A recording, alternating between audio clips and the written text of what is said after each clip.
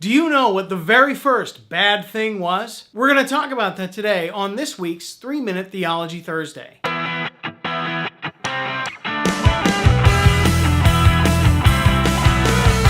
the creation story found in Genesis 1 and 2, God declares everything good as He creates it. The stars in the sky and the earth and the plants and the animals, all these things He says are good. But the first thing God said wasn't good is when He created man and saw he was alone.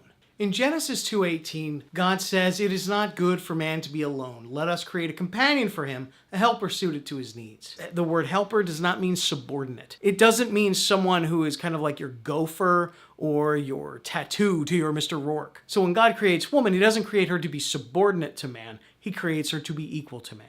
Now, regardless of how literally you take the creation story, the bottom line is God created us. He created us for relationship. That means the only way that we can fully be who God created us to be was if we are in relationships with other people and with God. The question is raised, how do we keep one another from feeling alone? This, I think, is the root cause in a lot of problems in relationships, be they friendships or marriages or working relationships. When we pursue solely our own goals, we wind up cutting off others, demonstrating to them that they are second to us. And yet that was never what God intended when He created us. God created us to find our greatest joys in the relationship we have with each other, not just in fulfilling our own desires and purposes, but helping one another fulfill our mutual desires and our mutual purpose as God's created beings. Ultimately, the whole gospel story can be boiled down to God acting on our behalf to keep us from being ultimately, eternally alone. That's what we see in Jesus Christ, who offers Himself up for us so that He could reconcile us to God.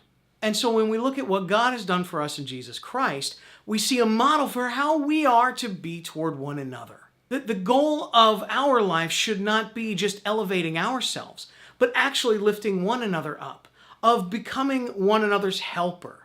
And so I argue that Jesus' self-sacrificial love should be a model for how we relate to one another, especially for how we relate to our spouses. That we need to demonstrate the kind of love that sacrifices something of ourselves for the benefit of another person. Because I guarantee that when we make that sacrifice out of love, that it actually won't be a loss for us. It'll be a gain.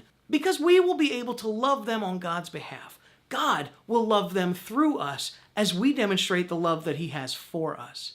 And so my encouragement to you on this week's 3-Minute Theology Thursday is to love other people sacrificially, to know that you were created to be loved and also to love, not just by God, but by one another. The good news is that God is a God of forgiveness and grace, and also a God who enables us to be more like Him if we just try. But the even better news is, if we are the ones who feel alone, God is there to help us know His presence and feel His love, even in the midst of our aloneness. Now, if you're married and feeling alone, I highly recommend you seek help from a pastor or marriage counselor or some professional who can help you and your spouse work on those obstacles to togetherness so that you can help each other not feel so alone. So let me know in the comments below, when was the last time someone helped relieve you of your loneliness that made you truly grateful for them being in your life? This has been Daily Vlog number 184. 181 to go. I'll talk to you tomorrow.